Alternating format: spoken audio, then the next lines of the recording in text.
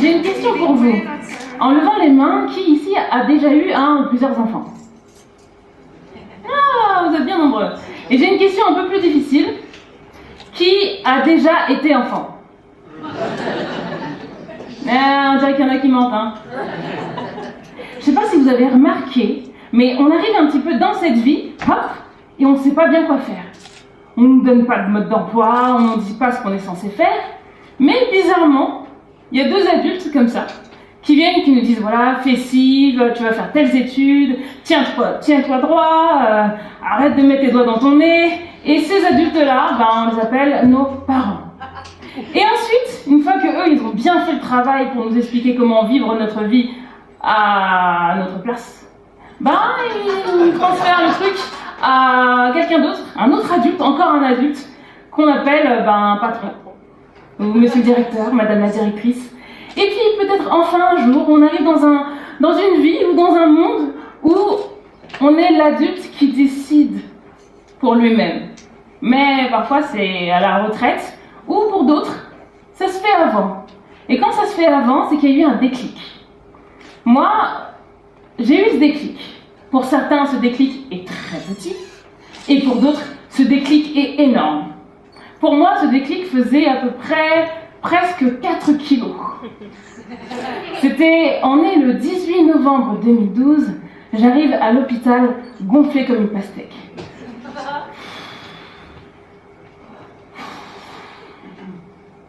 Après avoir fait la baleine pendant près de 6 mois sur mon canapé, le jour de la délivrance arrive enfin. Et là, comme toutes les femmes adorent entendre cette phrase, et mon adorable mari de l'époque me dit « Mais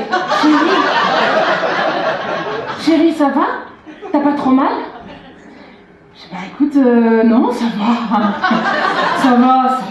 va, c'est comme se coincer le bout de l'orteil sur l'angle d'un lit, ça va. Et là, les contractions se rapprochent, et mon déclic est prêt à arriver.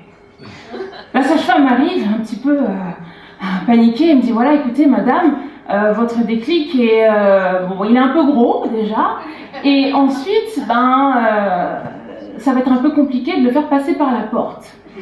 Donc ce qu'on va faire, c'est que on va lui ouvrir le portail, hein? Vous me suivez? Et donc là, je suis la sage-femme jusqu'à la salle, j'arrive dans la salle des machines. Je m'installe, du moins on m'installe. D'un côté, les monitoring et tout ça, de l'autre côté, les auxiliaires ont l'air de jouer aux cartes ou je sais pas bien ce qu'elles font. Et je m'installe et on m'attache les bras.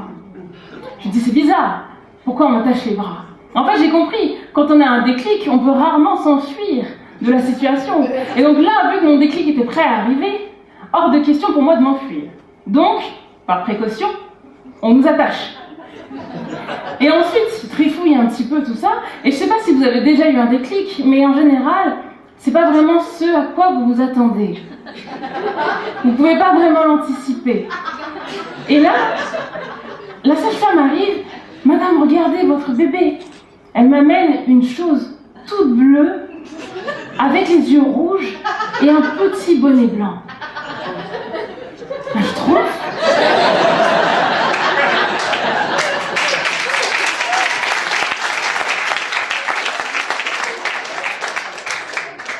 Je me dis, c'est pas possible, c'est une blague.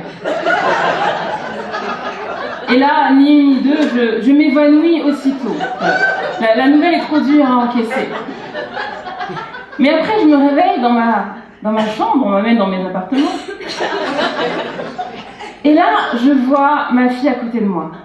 Et là, ça a été le premier clic. Ce que j'ai ressenti au fond de moi, c'est énormément d'amour. Énormément d'amour pour ce petit être, Antonia, qui vient de voir le jour. Mais tout comme moi, elle va avoir des questions. Maman, qu'est-ce que je suis censée faire de ma vie? Quel est le métier que je dois faire? Quelle est ma mission de vie? Tout comme vous, elle s'est posé aussi ces questions. Et je me suis dit, mais mince, mais je vais devoir y répondre alors que pour moi-même, j'ai peut-être un peu de mal à y répondre. Qu'est-ce que je vais faire? Et là vient le deuxième clic, le déclic. 10 jours après, le médecin vient me voir et me dit, écoutez, madame, On est un peu inquiet parce que ça fait 10 jours que vous avez de la fièvre. Et là, on ne sait pas si vous avez l'appendicite, mais on va devoir vous opérer à l'aveugle. Parce que on ne sait pas trop et vous allez peut-être mourir. Alors, je les ai un peu laissés jouer Dr Maboul avec moi. Et grâce à eux et à leur talent de Dr Maboul, je suis enfin là pour pouvoir raconter cette histoire.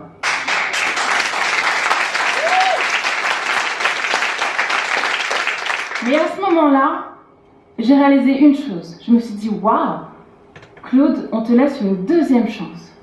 Une chance de pouvoir percevoir la vie que tu es censé avoir. Je me dis, waouh, donc ma fille est là et je dois lui enseigner et lui montrer la voie pour qu'elle puisse choisir sa propre vie. Et moi, on me donne une deuxième chance pour que je puisse suivre ma propre vie. À ce moment-là, j'ai ressenti énormément d'amour par rapport à tout ça. Et j'ai dû enfin m'échapper de tout ça grâce à mon imaginaire.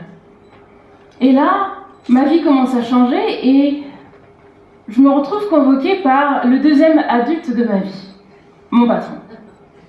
On est en août 2014, dehors il y a un soleil écrasant, il fait presque 35 degrés. À l'intérieur, la climatisation est bien présente et se fait bien sentir. La pièce est lumineuse, je rentre. À gauche, mon directeur, à droite, ma directrice. Papa, maman. Le mauvais flic, le bon flic. Et après avoir parlé pendant 5 minutes de mes horaires de travail, de mon manque d'implication, du fait que voilà, je suis mère célibataire et donc du coup on me demande de finir plus tard, mais ça devient très très compliqué pour moi, ma directrice me dit la chose suivante. Claude Eugénie, on ne veut pas attendre que ta fille ait 18 ans pour que tu te mettes à travailler. Je peux vous dire qu'à ce moment-là, je ne me sentais pas forcément bien. C'était vraiment dur pour moi d'entendre ces choses. J'ai beau imaginer une vie idéale, j'essaye de construire tout ce qu'il faut pour ma fille, pour qu'elle puisse se sentir bien, pour qu'on puisse avoir une vie idéale. Et là, en une seule phrase, on vient détruire tout ça. Je rentre chez moi complètement dévastée.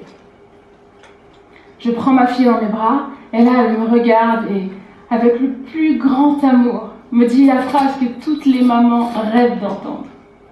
Maman, caca.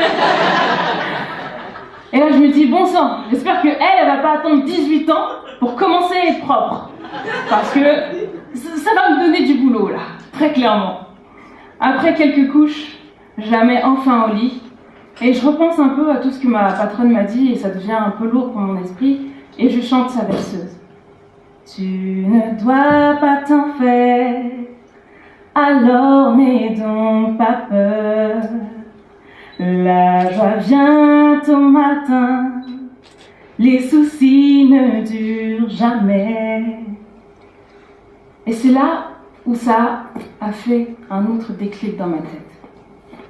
Quels que soient les problèmes que vous allez avoir dans votre vie, ou que vous avez déjà eus, ils ne durent jamais. Ça ne dure qu'un temps, pour vous faire réagir et ensuite aller vers autre chose. Et maintenant que j'ai ressenti que je n'étais pas à ma place, que j'ai imaginé une meilleure vie pour moi et ma fille, j'ai maintenant le pouvoir de créer la vie qui me ressemble et qui me correspond. Et pour faire ça, vous faites comme aujourd'hui. Vous allez à des conférences, des séminaires, vous allez voir la vie des autres, partager un instant de bonheur, un instant de malheur, pour pouvoir mieux comprendre et avoir les clés pour votre propre vie. Alors si, pour demain, pour aujourd'hui, pour tout de suite, si vous voulez changer votre vie et créer la vie de vos rêves, créer la vie que vous imaginez, il faut d'abord ressentir, imaginer et créer.